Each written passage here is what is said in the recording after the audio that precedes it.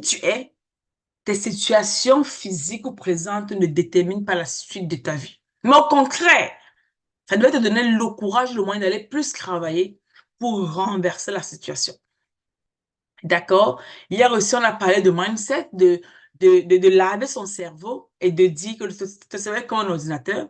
Ce que tu mets à l'intérieur qui détermine la suite. Mais quand tu te déconnectes, quand tu le laves, quand tu as un regard différent, tu vois des choses différentes. Donc, il faut, tu te déconnectes aussi. Hier aussi, on a parlé de sous quel angle, en fait, il faut voir le progrès par rapport à l'argent. Quand tu décides de vouloir travailler sur tes finances, tu deviens, tu développes un peu comme une énergie masculine, en fait. On parle de la rigueur, oui, mais à un moment donné, il faut que tu prennes une décision et dis que là-dessus, tu vas travailler parce que tu veux que le progrès avance. C'est pour ça que j'ai décidé maintenant de faire le bras out. On dit ça en anglais, un truc assez général de qu'est-ce que tu vas faire, quelles sont les actions que tu devais poser qui vont t'aider à faire le contrôle de tes finances. D'accord? Est-ce que mon écran est bien visible, c'est ça? Voilà. Plutôt, on parlait de l'argent tout à l'heure. On parlait de la définition de l'argent. Chacun a défini l'argent à ses propres termes. Mais on n'a pas intégré les conséquences du manque d'argent ou de l'excès d'argent. L'argent nous permet d'acquérir des matériels, d'acheter des terrains, d'acheter des biens et des services, d'échanger les transactions. Mais si tu n'as pas ça, qu'est-ce qui va se passer? Si tu manques d'argent, est-ce que tu pourras prendre un transport? Bon, dans nos pays ici, les gens veulent les transports en commun tous les jours. Tu vas peut-être sortir le travail, peut-être rentrer. Mais est-ce que tu pourras manger? Et si tu ne réussis pas à manger, quel est l'impact sur le long terme, sur ta santé? Ton corps va peut-être tolérer un jour ou une semaine, mais ton corps va tolérer les mois. L'argent peut te rendre plus haut et plus fort. C'est ça qu'on voit beaucoup de milliardaires maintenant les gens qui ont beaucoup d'argent, ils peuvent faire de grandes choses. Avec 1 million, comme je posais plus tôt, avec ce million, tu peux faire ce que tu veux. Tu peux réaliser au moins un de tes rêves. Comme pour Nadine, c'est d'avoir une boutique de vêtements ou de chaussures ou d'accessoires. Mais ça prend un sacrifice. Ça prend comme la dame sur la photo, de t'asseoir et de réfléchir avec un bic à la main et de se dire, qu'est-ce que je vais faire? Tu fais les calculs. Par où je vais commencer? Qu'est-ce que je vais investir? Dans quoi je vais investir? Quel est le montant de ma loi mes investissements? Tu ne vas pas juste, ça je voulais qu'on ait des projets précis. Tu ne vas pas juste toi commencer à être superficiel par rapport à ces projets-là. Que tu prennes le temps de les écrire. Moi, chaque fois, moi, j'ai toujours un cahier. Hein. Et encore, ça, c'est encore un nouveau cahier que j'achète, que j'ai viens d'acheter. J'ai toujours un cahier de notes. C'est quand vous parlez, moi, j'écris. Et j'écris pour mieux intégrer le projet dans mon cerveau. Je n'écris pas juste pour écrire. J'écris parce que c'est qu'après, pendant le suivi, j'en aurai besoin de ces notes pour, pour aller casser, il faut casser. Et si tu as un projet juste parce que tu réfléchis, ton cerveau ne va pas l'intégrer si tu ne prends pas la peine de prendre un cahier de notes, ou alors même une feuille blanche. Voilà. J'ai les feuilles aussi actuellement, mais je pourrais juste choisir de le mettre dans un cahier. Et te dire, bon, qu'est-ce que je vais faire et comment je vais le faire? Pour que ton cerveau prenne la peine de réfléchir franchement à la question. Mais si tu te mets juste de façon assez superficielle, forcément, tu, tu ne vas pas réussir là-dessus. Donc, c'est important de te dire que tu dois faire quelque chose et tu dois bien le faire. D'accord? L'argent ouvre les portes et elle ferme aussi ces portes-là. Oh, c'est ça, on a déjà parlé ça, rapidement. Vous avez tout dit en fait. Je sais que vous êtes tous dans le futur maintenant, mais on vit aussi le présent.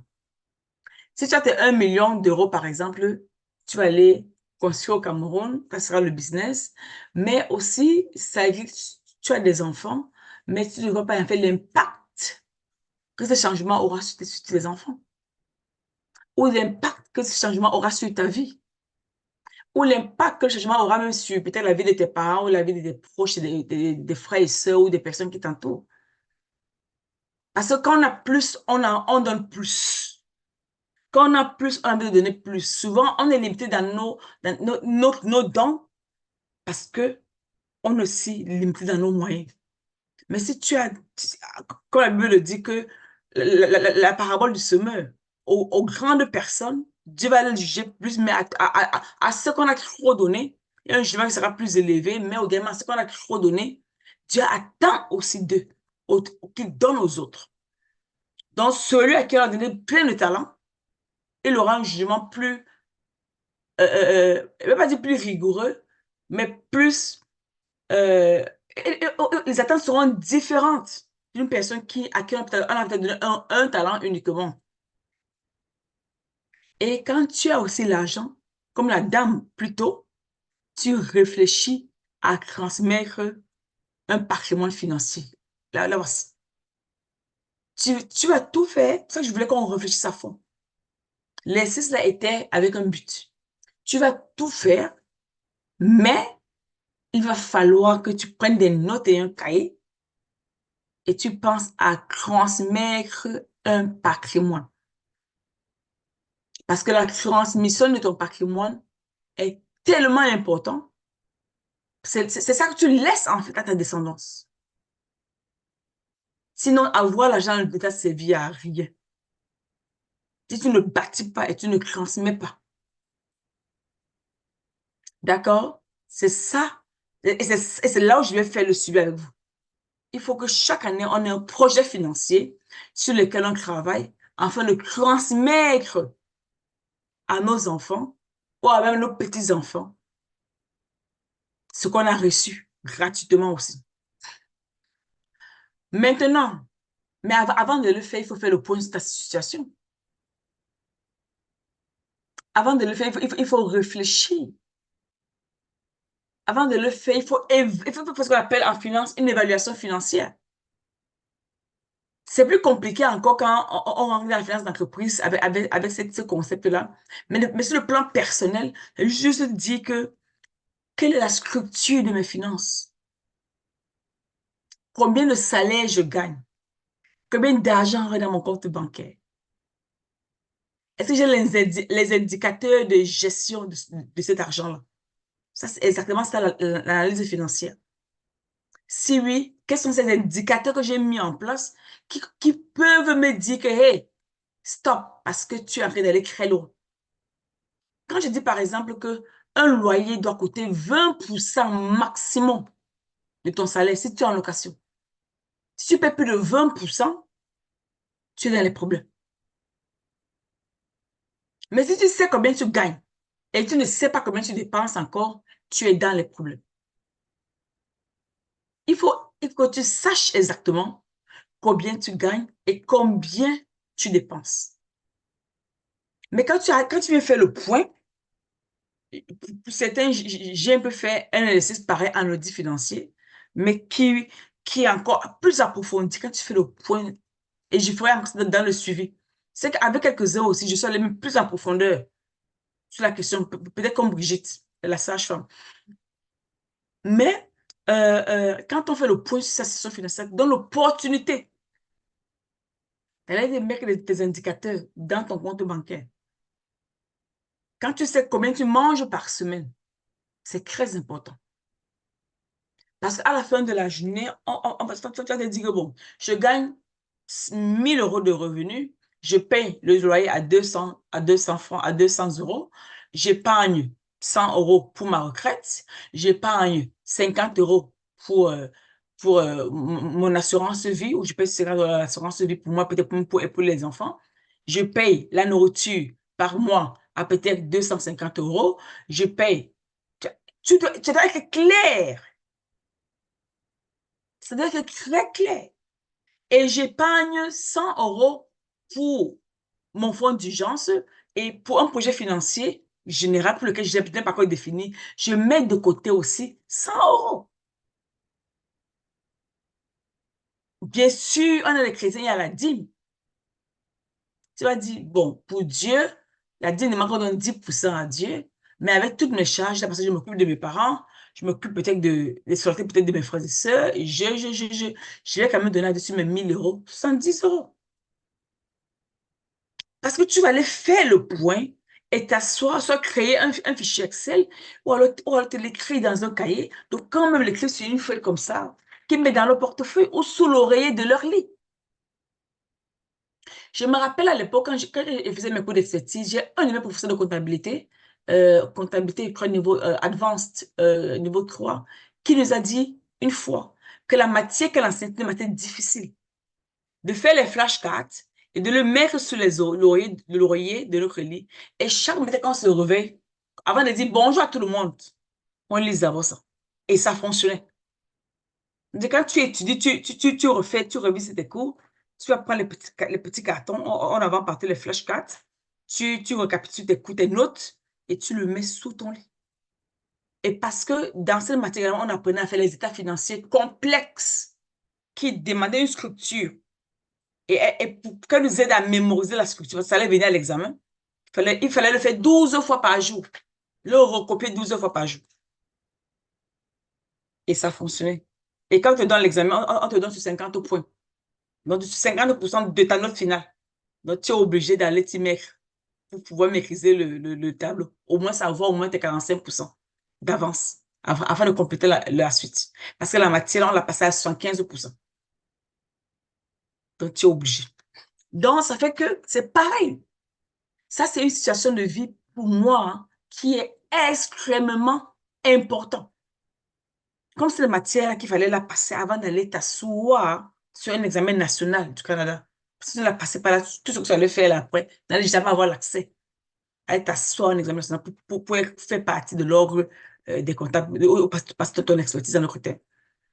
Parce que ça te prenait le temps. Et au fur et à mesure, ton cerveau enregistre en fait les transactions. Et c'est pareil ici. Quand tu ne fais pas le point, tu,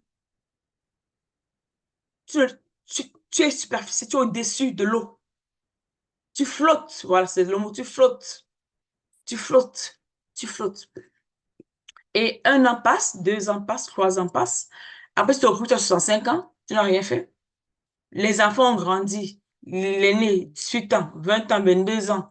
Après, il a sa vie, il continue. Mais toi, tu es sur place, tu n'avances pas.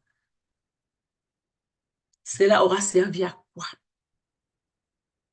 Quel aurait été le profit? Il est très important de faire le point.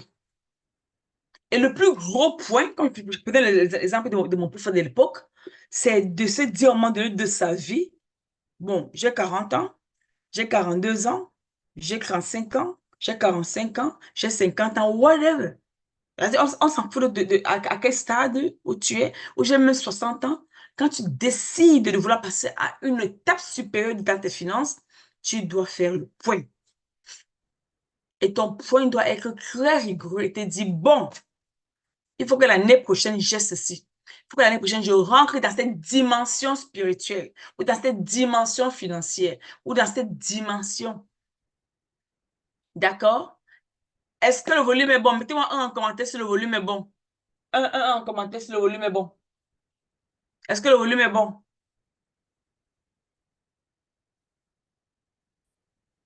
Est-ce que le volume est bon? Je veux voir les 1. 1. Est-ce que le volume est bon? 1. D'accord.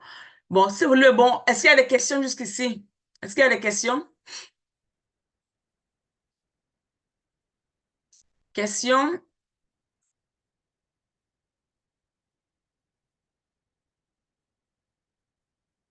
Est-ce qu'il y a des questions? Oui? Question? Non, pas de question. Est-ce qu'il y a des questions? OK. Merci les amis. Donc, on va continuer parce que au fur et à mesure, parce que ça là, je vais aller creuser avec vous dans le suivi et ça va faire mal, les amis. croyez-moi, ça va faire mal. Quand je vais commencer à poser les questions, ça veut dire, ça devient en fait une situation très difficile pour vous aussi. Mais après, ce sera pour rebondir et pour changer le cap. Parce que pour vous, afin de vouloir atteindre le succès, comme je dis souvent, il faut faut poser les bonnes actions. D'accord. Je pense que la, la connexion de Rosine, je pense que ça dérange parce que je la vois off and on. D'accord. Voici le processus très simple. Il est simple pour certains, mais il est difficile pour d'autres. Et c'est ça que je vais aller développer avec vous dans le suivi. Ton salaire, tu gagnes combien? 2 000 euros. Tes dépenses, grosses dépenses, c'est quoi? Ton loyer, ta nourriture, ton transport et ta retraite. Voilà ce que les économistes appellent comme grosses dépenses. Parce qu'on comprend très clairement que tu grandis, tu as un salaire, tu t'héberges, tu manges, tu es mobile et tu vas vieillir. Et pendant que tu vieillis, il faut bien sûr que le salaire que tu as obtenu paye, en fait, quand tu ne pourras plus obtenir cet argent-là. C'est-à-dire que si tu es dans les 2 000 euros que tu gagnes et que tu réussis à avoir 20% pour, euh, pour ton loyer, ça fait 400 euros, tes 1 600 euros doivent être alloués pour ta nourriture, ton transport, ta retraite. Mais encore mieux, les gens comme Bill Gates disent encore, même Napoléon Hill, Robert Kiyosaki, quand son père riche lui apprend comment gérer de l'argent, on parle de l'épargne.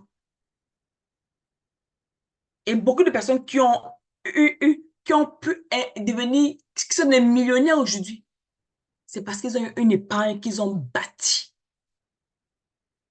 On dit toujours en finance que tu dois dépenser après avoir épargné. Beaucoup de gouvernements en Europe, même si au Canada, disent que tu as quand même 20% de ton revenu qui part pour ta retraite. Si tu gagnes 2 000 euros, tu mets d'abord 400 $ ou 400 euros de côté pour ta retraite. Et tu mets maintenant 15% minimum pour ton épargne générale. Donc, tu es déjà comme à 35% de 2 000 euros que tu dois mettre de côté obligatoire. Et on a 700 $ ou 700 euros. Donc, tu as 1 300 € qui doivent aller dans la gestion de ton loyer, ta nourriture et ton transport. Et je pense qu'avec 1 300 €, tu peux franchement t'en sortir. Maintenant, d'aucuns d'entre nous ont des dettes. Là, on parle bien à la troisième étape. Ces dettes, qu'est-ce qu'on en fait? Avec 1 300, parce que j'ai quand même fait l'effort de mettre mon épargne de côté, l'épargne générale, pour me prémunir toujours de la pluie. Et aussi, les 400 $, j'ai aussi mis de côté pour ma retraite. Jusque-là, ce n'est que l'épargne. Comment j'ai fait avec les dettes? J'ai envie de te dire que quand tu empruntais l'argent à l'époque, est-ce que tu as communiqué avec Dieu? Parce que la Bible nous dit de se contenir avec ce qu'on a. Bon, c'est arrivé. Peut-être en temps, tu as peut-être perdu ton boulot. Il fallait que tu vives, ou tu payes peut-être un loyer où tu vas dormir, ou alors peut-être tu as peut-être les parents qui étaient très malades. Il fallait que tu t'endettes pour compléter peut-être l'argent de leurs soins, c'est bien. Mais dans ce cas, tu te cherches une autre source de financement. Soit tu te prends un boulot à temps partiel, parce que c'est devenu crucial, c'est important. Ou alors carrément, tu développes ce revenu.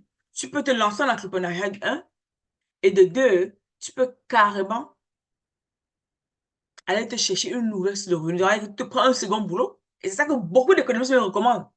Que prends un boulot qui ne te fatigue pas comme ton boulot normal. Cherche un boulot simple où tu vas peut-être payer pendant un moment donné, mais qui ne va pas te fatiguer. Que tout ce que tu auras à faire, c'est peut-être d'arriver au boulot, faire tes heures, mais sans être épuisé. Donc, quand chez nous ici, font quoi? Ils prennent le boulot dans la sécurité. Je crois que même en Europe, même en France, quand elle prend le financement, il va chercher un boulot dans la sécurité. Je connais des gens qui ont fait ça bien même. Didi Choco, à un moment donné, elle vous dit qu'elle a travaillé 7 ans en tant que femme de ménage avec un MBA un MBA de finance. Elle allait faire femme de ménage. Elle partait aussi à l'école. Tout ça, c'est parce que tu n'as pas fait le point. Parce que quand tu fais le point sur ta situation financière, tu mets tes objectifs financiers en jeu, l'équilibre est rapidement créé. Toi-même, tu as la solution à tes problèmes. Tu dis que bon, voilà ma situation financière. Si dans 2 ans, je dois sortir de ma dette, qu'est-ce qui est plus urgent? Parce que là, maintenant, chaque mois, il faut que j'économise 700 euros. C'est pour ma retraite et c'est pour mon épargne principale. Donc, 1 300 euros, ce n'est pas assez pour survivre. Qu'est-ce que je vais faire? Tu peux trouver un boulot et je le fais de la maison. Ou je peux, vu que je n'ai pas un capital à investir, je vais aller prendre un second boulot pour prendre de l'argent à ce second boulot et maintenant commencer maintenant à investir. Mais tu ne vas pas rester sur place et te dire, chaque année, j'ai une dette, j'ai une dette, j'ai une dette, mais je n'ai pas l'épargne, j'ai une dette, je n'ai pas de retraite, je n'ai pas d'épargne, je n'ai pas de retraite, je n'ai pas d'épargne. Ça ne va, ça t'amène nulle part. Même à 65 ans, tu seras encore sur place. Parce que tu n'as pas fait le point sur ta situation financière. Quand tu fais, excuse-moi, je prends des allergies au pollen ici, là, ça commence très tôt. Quand tu fais le point, forcément, tu sais ce qu'il y a lieu de faire. Tu le sais. Tu le sais. C'est pas comme si tu partais à l'école, tu travaillais en même temps. On te le demande pas, mais tu te l'imposes. Parce qu'il faut que tu te prennes en charge toi-même. Moi, j'ai travaillé temps plein, je partais à l'école temps plein. À l'époque, quand je faisais mes cours d'expertise, c'était temps plein à l'école, temps plein au boulot. C'est imposé par le système de cours. On ne te demande pas ton avis. Est-ce que c'est facile à faire? Non. Mais c'est juste pour que la compétence arrive en même temps et rapidement pendant que tu es en cours. D'accord? Combien de vous là sont endettés? Mettez-moi en commentaire les gens qui ont les dettes. En commençant même par moi. Parce qu'il y a la bonne dette et la mauvaise dette. Qui est endetté? Un. Brigitte dit elle est endettée. Moi, je suis endettée. Qui est endetté? C'est tout. Ça veut dire que vous avez les bons. Nadine dit qu'elle est endettée. Viviane dit qu'elle est endettée. Rachel dit qu'elle est d'accord. Au moins, ça fait. Diane, tu n'es pas endetté, hein? Diane n'est pas endettée. Il y a qui d'autre? Rosine n'est pas endettée, je crois. Rosine n'a rien dit. Diane et Rosine ne sont pas endettées. Bravo, les femmes. En tout cas, dans le dit, je verrais. Honnêtement, c'est bien de savoir ça parce que mes questions ne sont pas en fait inouïes. Quand tu as il y a les bonnes dettes et il y a les mauvaises dettes. Quand tu as acheté les maisons et tu les as mis en location, oui, voilà la bonne dette. Mais quand tu as les cartes de crédit, quand tu as les dettes à la consommation, ça, c'est une très mauvaise dette. Ah, mais bravo. Elle dit qu'elle n'est pas endettée. En Afrique, là, franchement, bravo. Je suis sûre qu'elle ne va pas aux funérailles chaque week-end, ou les anniversaires, où il y a les dress codes, ou les baptêmes. Parce que là-bas, en Afrique, il y a tellement les événements chaque week-end. C'est sûr qu'elle ne part pas parce que les gens qui ont ce problème-là, ils vont finir par être endettés. Non, Ça, c'est sûr. non, coach. Coach, je ne suis pas dans ça. J'ai dépassé ça. Tu as vu? J'ai dépassé ça. Parce que les gens, en tout cas, Viviane, c'est le que je parle. Les gens, les mamans qui sont sur la route chaque vendredi soir, non, c'est comme aller à l'ouest. Après le week-end prochain, c'est qu'il y a tel événement. Elles sont tellement organisées, je ne sais pas comment elles font ça, mais c'est comme si rester à la maison un week-end, ça les dérange. Elles sont toujours parties, en fait. Et moi, j'ai le problème avec... J'ai ma soeur au Cameroun, hein. Avec elle, j'ai un problème toujours par rapport à ça. Donc, je me dis que, oh, je suis à Douala. Et après, que, ben, tu pars au week-end prochain. Non, non, non, on va aller à l'anniversaire de telle personne sur Yaoundé le week-end prochain. Et voilà. Mais bon. Et c'est important de travailler ça, les amis, parce que ça, honnêtement, ça... Je sais qu'en Afrique, on est famille, on doit aider les personnes, mais essayons de juger si en me déplaçant ou en envoyer l'argent, qu'est-ce que serait le mieux? Bon, on va me dire que c'est la tontine aussi. Si tu ne viens pas, personne ne vient pour toi. C'est ce que ma soeur me dit. Que c'est le njangé. Quand tu viens pour l'autre, que l'autre pour toi aussi va. Honnêtement, il faut, il faut, il faut peser, non? Il faut se dire à un moment donné que bon, qu'est-ce qui est bien ou alors comment je vais gérer ça? Sinon, après, voilà, on prend beaucoup de risques et après, on n'avance pas beaucoup dans nos propres vies. Donc, et maintenant,